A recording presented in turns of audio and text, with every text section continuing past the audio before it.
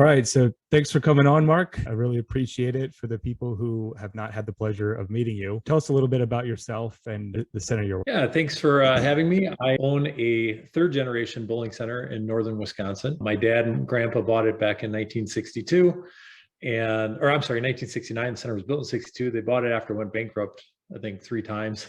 And they got into the family ever since. So yeah. Wow. And I've got my kids working in the center now, and it's fun. So you're 2 going on 3 generations? 3 going on 4. 3 going on 4. Okay. Yeah, that's right. That's really cool. And you're out in Wisconsin, correct? Yep. Okay. Sort of the north central part of Wisconsin. Awesome. And you have a podcast as well, right? Yeah, I do. Yeah. It's the Grow Bowling 365 podcast, where I just share all different things about how to grow bowling. That's why I love being here, because the only way to make bowling great is to do it together. So I really appreciate you having me on. We can share ideas, and it's great. Yeah, it's cool. That seems to be the general consensus, is that everyone is willing to share. And if you just ask them, or they have a way to share some of their experiences, people are more than willing.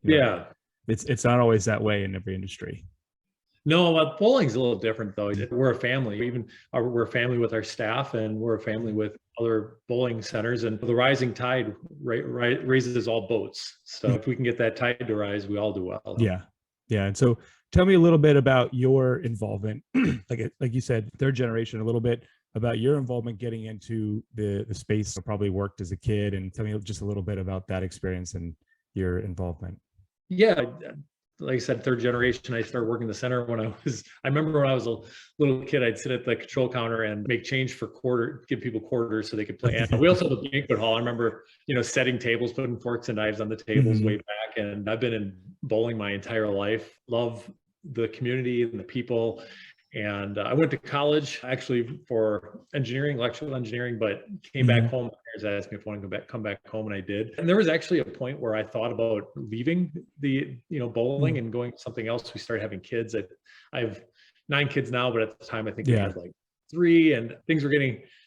It wasn't growing as much as the bowling center wasn't doing as well as I wanted it to in 2012, 2013 or something like that. And I had to make a decision whether to go with the engineering, go with the bowling. And I decided to go all in with the bowling. So I just started studying marketing and everything else, and educating yourself makes a huge difference when it comes to the turning point for me in my center. Yeah, that's awesome. At the end of the day, your skills are really all you have. And if you lose it, you take those skills and apply it to the set of challenges. So I like that. Yeah. So what about, I talked to a lot of other centers, and they're going through this transition. Many centers is from the traditional league house more towards the FEC style. Is that something that you've explored at all with your center? Anything you've done, or what's your take on that? I think it depends on where you are at, and what kind of customer base you have, and really, at the end of the day, what do you want? So where I am in my center, actually, I added a redemption center. It's a small one, but I converted a space into a redemption center, and I bought all my own games, and we did that. Okay. And that was probably 15 years ago or something like that. Wow. But I would not consider us an FEC, because it's a really small redemption center. What it does is it really complements the bowling and our birthday parties and that kind of thing. But we're still very heavy on the league side. Okay. And we focus on both, probably about 50-50, which is unusual. But I like that side of it. And I like both sides. So I work on growing both. So I really think it really depends on what kind of business you want to have. And your success that you have as a bowling center, you create whatever kind of success you want to have. But if you're working in a business that you don't like, if you want to have an FEC, but you're living in a league center, you don't want that, why would you do that? Build what you want. Or if it's the other way around, you want to be in a league center, you can have bits and pieces of the FEC model, the open play side, but build what you want to have. Yeah, no, I like that. It's good advice. What about then the food and beverage side of that as well? Because I know that really ties in probably with both of those choices, but that seems to be a big growing piece of it. Yeah, actually in my center, before COVID, we were working with the state to have we had plans drawn up and everything to convert we have a huge bar. We used to have a dance floor and the nightclub kind of thing. And years ago, I saw it went away. So we slowly started taking that away. Yeah. But we had plans to revamp the whole thing, and COVID hit, and we had to make a decision. What do we do? So I decided to go all in, because I didn't want to bleed out a slow death. So we took out our offices, put a kitchen in there, just gutted our entire bar area and turned half of it into a restaurant, half back into a smaller bar. Oh, wow. Yeah. And It's a love-hate relationship, because it's great because you really, bowling centers need to find more revenue streams. You got to have more of those core revenue sources. Yeah, And it's been really great for us. The hard thing, the love-hate part, the hate part is from a staffing side, of especially with course. now, it is Mhm. it is rough and it's hard, Yeah. but it's yeah, it's really you need to make money in as many places as profitably as possible, Mhm. but you have to do it right too, because you have to charge enough. You can't nickel and dime things, and if you compete on price, it's a race to the bottom, and Right. everybody loses. So you have to focus on either more the middle high Mhm. area comes that. So, Yeah. and I'm in a small town in Wisconsin, and that's what we're doing, and it's working with us. Mhm. Yeah. Yeah. You're pretty much always better competing on value than price. Pricing is one piece, but then giving them a good deal for the food, higher quality, you end up selling more of it if it's good, rather than a last resort. Yeah, and actually, and service is the other side of it too. Yeah. And we focus on service. Actually, I wrote a book on customer service. It's 5 in a row: how to create 5-star reviews and massive profits in your bowling center. But it's customer service is so important, because really that's a function of marketing too. You get somebody to come in, you need customer service, and where I see. So there's a big polarity in society. There's people that have money and people that don't have money, and it's getting farther and farther apart. Yeah. And really, if we want to make it, we really have to focus. We don't want to forget about the people down here, but you have to pay attention to people up here, and having great products and great experiences are the way to do that. Yeah. And so is that like, what are some of the ways that you do that for the service component for your center? Like, how do you? On the product side is we really focus on, people are big on like fresh, local, that kind of thing. So we make sure that rather than just getting burgers from any old distributor, we get them from a local meat processor that everybody knows. And people love that. Our steaks come from them, our burgers come from them, is really important. How you present your food makes a huge difference, because it's all part of that experience. And then training our staff to understand that, and because it's all part of the product. Your experience that your customer has is based upon so many things, and the way that your staff handles them. And so we spend a lot of time training our staff. Okay. Yeah. So what do you do for that? Do you have like documentations, like a trainual, or like online, or what do you do for that? Do you have them read your book? What do you do? Actually, the book lays it out pretty well. We have a customer purpose, and then we have quality standards below it. And actually, I based it off of Disney and some other things that I pulled together industry. Very cool. And we focus also on our staff members, if you're a bartender, if you're a wait staff, if you're a pin chaser, even if you're cleaning staff, your job is not to make drinks or cook food or serve food or get people on lanes. Your job is to create great experiences for our guests. So our customer purpose is to create happiness and lasting friendships for everyone who walks through our door. And then we have more quality standards that do that, and we have more things to support that. So we talk a lot about that. And when you do that, it changes. If you tell your employees to create great customer experiences, everybody has a different idea of what that means. One person might that it means to keep the place clean. Another person means to get things done really fast. But when you understand, you put things in order, and they're all working together, it's like a multiplier effect. So we really focus on getting our staff members in whichever area they're in to understand that they're all working together to create these great experiences for our guests. Yeah, I really like that. Yeah, that's good, because essentially it could mean something totally different to everybody, and then they're moving in the wrong direction. I really like that. It's like everybody's running like this way or that, and they're all doing something that's important for the customer experience, but they're all going in different directions, doing their own thing. When they work together, they prioritize each of those things. Then things really start to gel and come together. Yeah. The hard thing is finding the time to train them.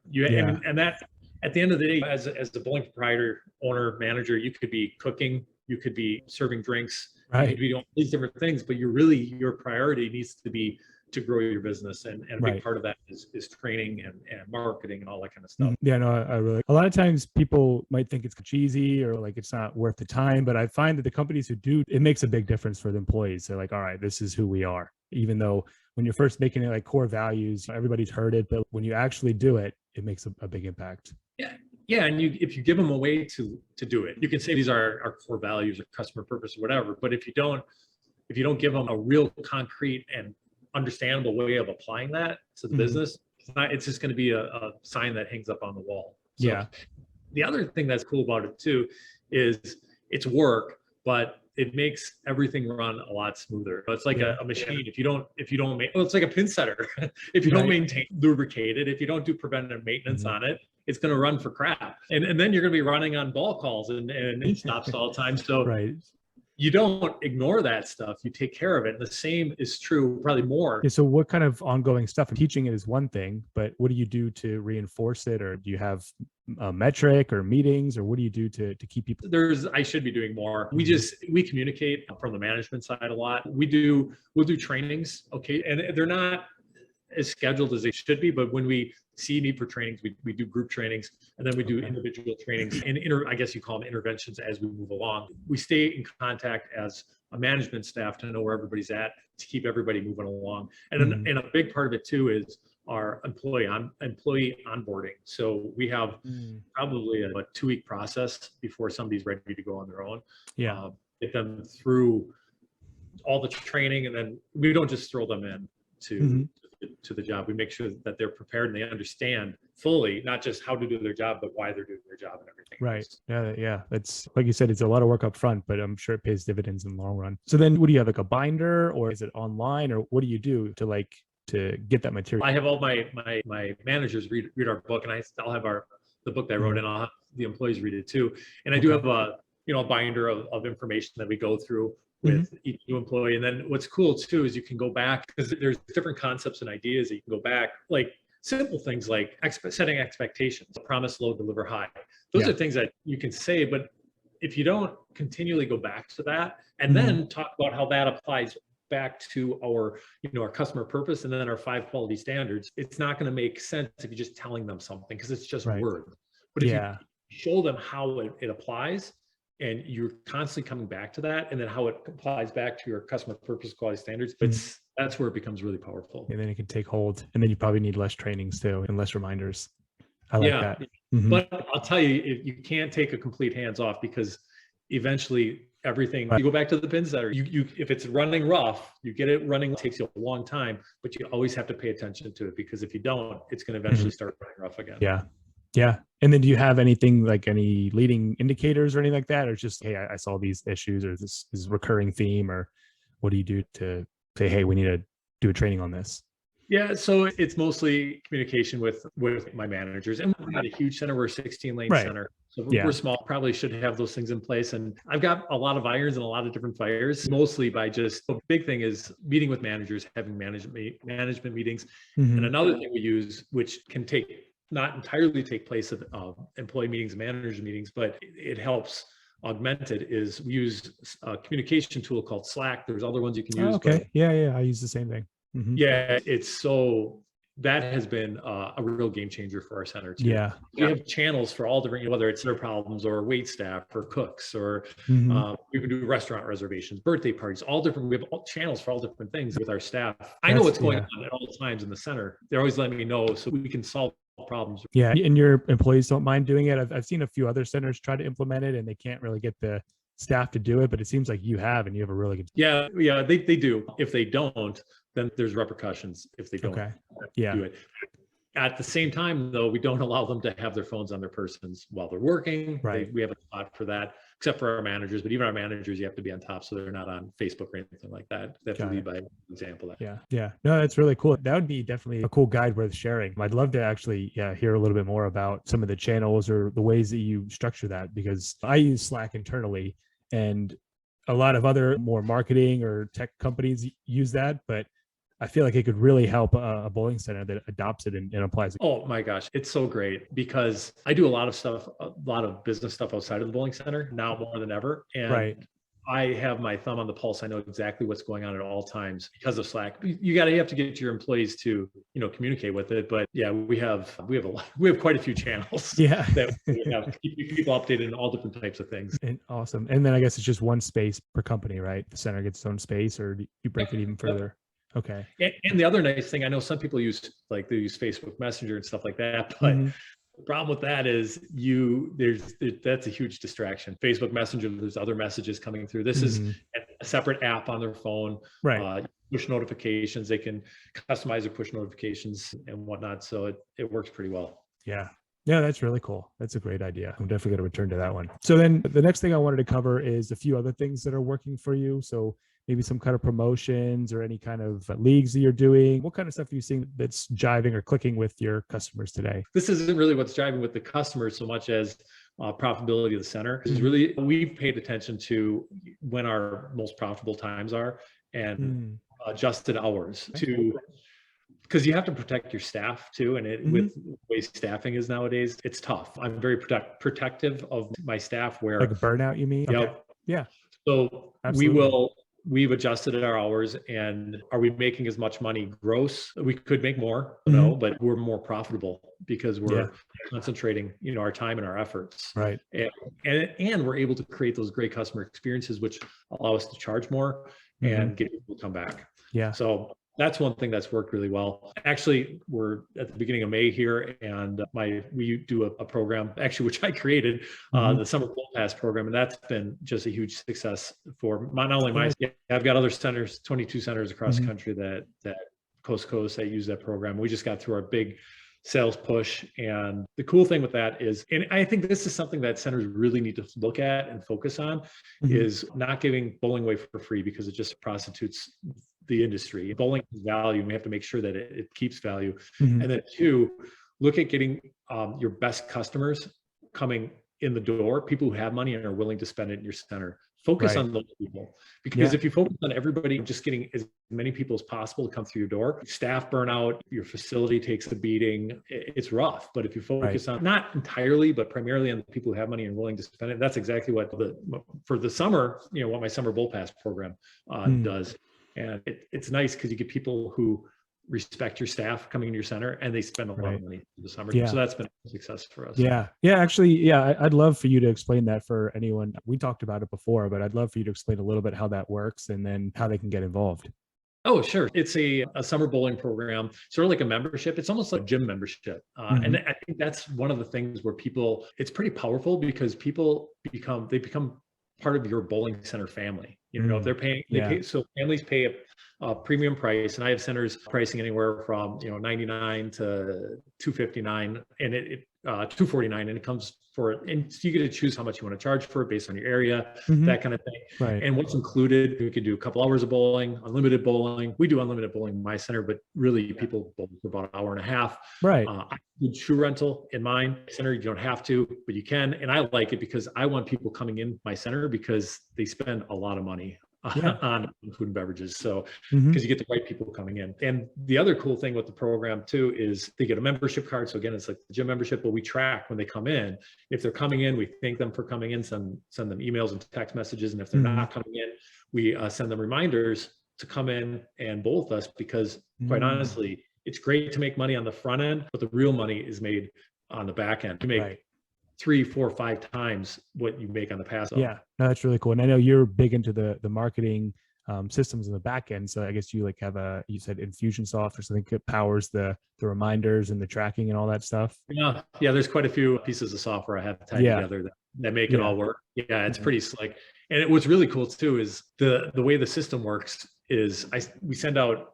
So I have 22 centers across the country using this program, and we send out emails and text messages, and they look like they're coming right from the center. And we even when somebody has their first visit, we send them a text message, asking, how was your visit? Did you guys have a lot of fun? And people text back because it has their name, the center name, and it looks like it's coming from a real number. It's not so people, they text back, and it's really cool to see the excitement and how much people are enjoying it. They'll say, yeah, we just got new bowling balls or whatever. So it's really cool when you make that automation personalized, and it really solidifies and ties that person into the center. So it's creating customers for the future. Really. Right. Yeah. Those are probably like your super customers, people willing to pay a membership to come in all the time.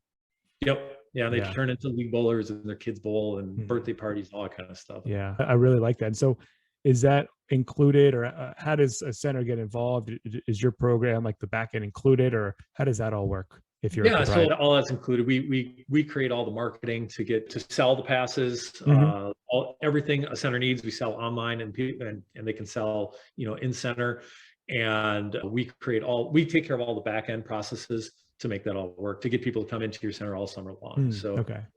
Out centers everything they need. Yeah. If anybody's interested, you can go to my podcast page. It's Grow Bowling 365. So Grow Bowling 365. And the name of the program is a Summer Bowl Passes. And I have that bowlpass.com is you can see what the centers that are all signed up and doing it. So, yeah. Perfect. Yeah. And then I guess, do they pay for the whole summer, or is it a monthly, or how do you run that? The families? No, I'm sorry. Yeah. Yeah. So I do a one-time fee for bowling centers to come on board. Right now it's $297. I'll probably be going up in the future, but that's a one-time fee. I don't even charge that for subsequent years. You just pay that once to get everything set up.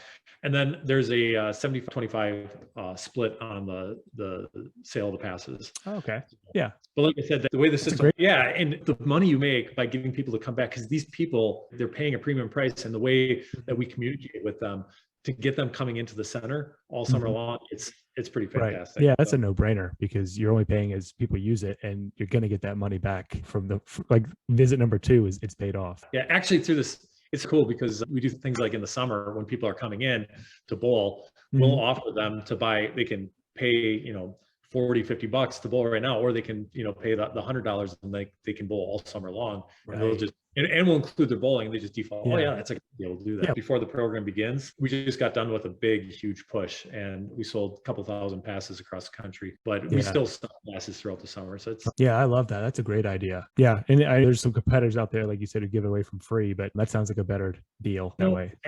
I think as an industry, we need to keep the integrity of bowling, the price integrity of it, because everything's so expensive. Staffing, everything's expensive.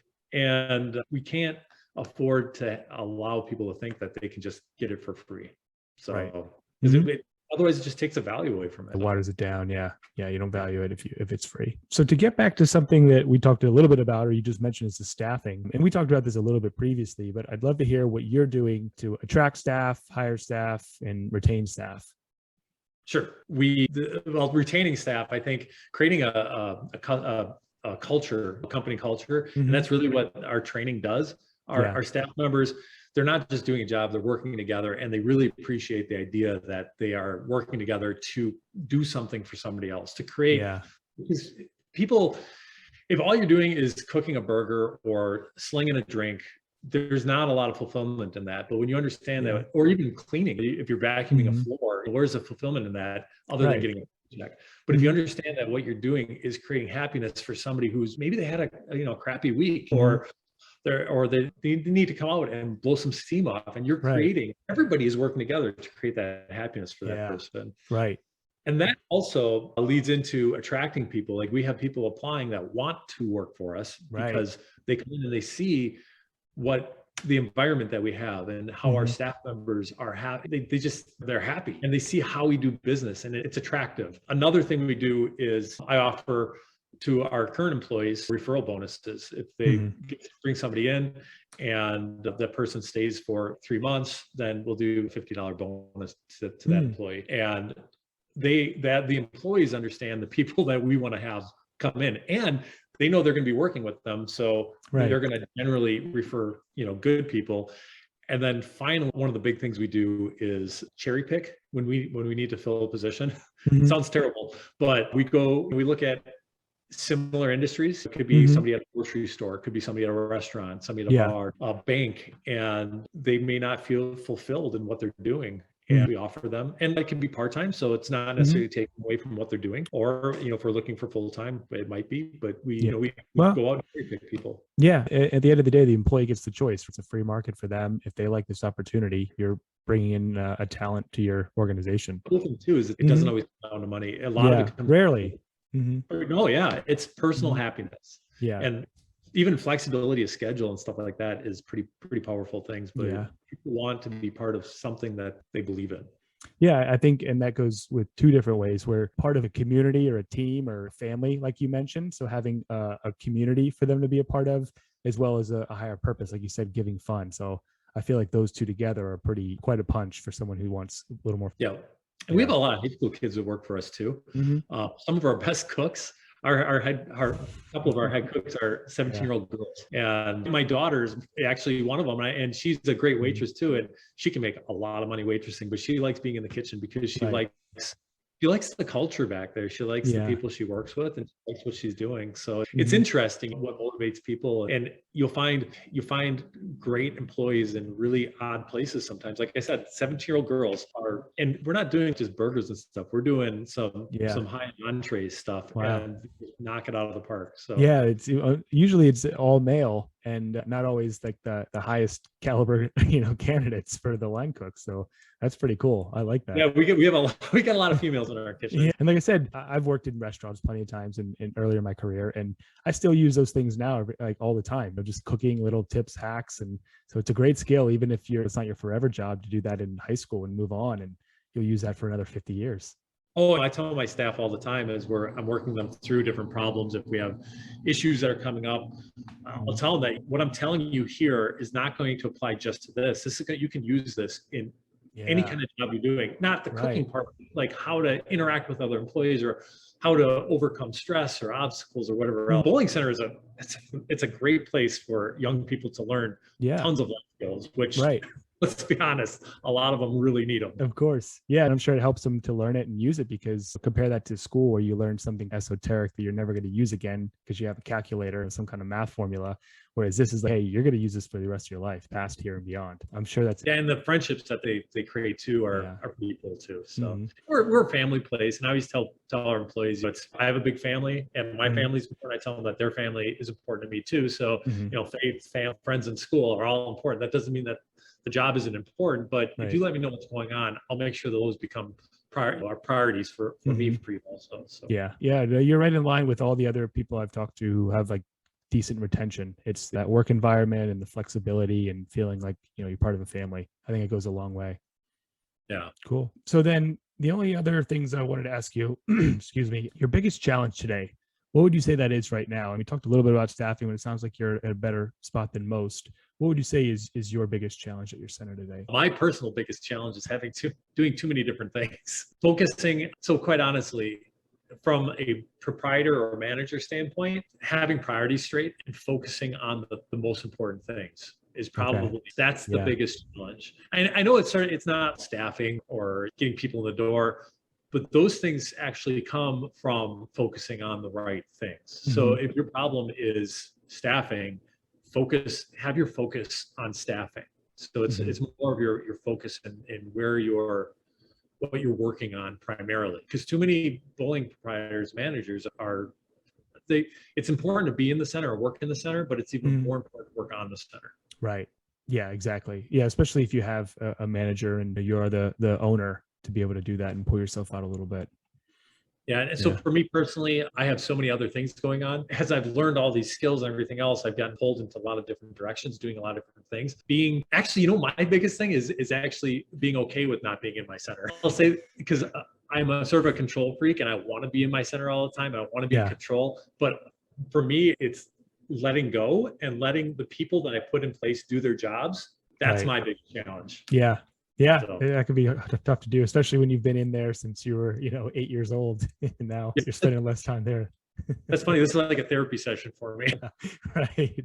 No, I think it's a legitimate concern. I'm sure you'll share that with other people who watch this. So the only other thing that I wanted to ask you, and it's a good one to end on, is where you see things going over the next couple of years. We've all kind of seen somewhat of this switch, not for everybody, but a lot of people, at least in the direction of the FEC, whether it's a food and beverage offering or like a laser tag or other activities. Do you see that continuing? And do you maybe see a step after that, or what's your take on the next 3 to 5 years? I think goes back from the beginning of our conversation. I think that it's the customer experience is Mhm. really where it comes down to. Yeah. So if it's FEC, there's certain aspects of that you really need to focus on. But if you're a traditional league center, I think there's still going to be a place for that. I really do, Mhm. because we are social creatures Yeah. and we need social outlets. And the traditional bowling center is the community hub, and there is still a place for that.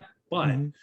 you have to invest in your center, in its assets, and in its people to create those customer experiences, even Mhm. for your league bowlers, Yeah. for everybody that comes through your door. And so whatever you want to be, you're going to have to focus more and more on the guest experience, Yeah. and whether it's food or beverage, your staffing. all that. And unfortunately, 3 to 5 years with the way things are going, this polarity in society, not just from a political standpoint, but from an economic standpoint, I think is going to continue, unfortunately. And I see serving the top end of that is going to be, unfortunately, what you need to do to survive. But cool is you can also offer things to the bottom side of it. Everybody should have an opportunity to bowl in some way. In school bowling programs in our school districts, and give kids opportunities to bowl, but at the same time make money, because at the end of the day, we're here to make money. You got to keep the lights on. Do you have like a separate offering that you have, or like, how do you bifurcate the two, or at least try to I guess include the two like demographics you're talking about? Oh, so you said that there's a disparity of wealth, and you said that in order to have a good business, you need to focus on some of the higher income, but what do you do for the lower? Is there any kind of offering built in, or how do you? Yeah, I've got a lot of kids. I love kids, that kind of thing. So we have relationships with our schools where we get kids coming into bowl. We do the in-school bowl program, and then we offer free bowling outings for them to come in and participate, take place in bowl. From a league standpoint, we have very strong youth leagues, and I will give kids, I don't say, I'll go out and say, hey, if you want a scholarship, I'll give, but if there's a family that wants to bowl, I know they want to bowl and they just don't, I'll take care, I won't charge them for their fees. So I think there's opportunities to help people that need it. And you don't have to, I'm not the kind of person that goes out and shouts it from the rooftops. I think you can find people that opportunities, even with local service organizations, do a bowling day and let them be part of it. They can promote it and manage it, and it can be their thing, even though you're providing it. So you can have a family bowling day with the local Lions or the Rotary Club or something like that. So there's opportunities. You gotta go out and find them. Okay. Yeah, no, I think that's great. And it's great that you're giving back too, for everybody. Great. So yeah, I like that ending on that. The customer experience, I think, is critical. At the end of the day, that's what you're providing, an experience. So really focusing on that, I think, is a good move. Yeah, it works well for us. Yeah. So really quick, just to finish up, if someone wants to get in contact with you, whether it's about the Summer Bowl Pass or any other program that you have, what's the best way to get in touch? They can reach me via email. It's real simple. It's my name, mark@markbars.com, MARKBARES.com. You can always email me, or they can go to, like I said, growbowling365.com, growbowling365.com, and they can check out what I got going on there and reach me through there also. Perfect. Yeah. Hey, thanks for coming on, Mark. It's been quite a pleasure, and I really appreciate you taking the time out of your busy schedule. Yeah, no, this is great. I love bowling. I love growing bowling. So let's get her going as a group, as a community. So yeah, no better way. I love it. All right. Thanks so much. Yeah. Thanks, Mark. Yeah. Take care.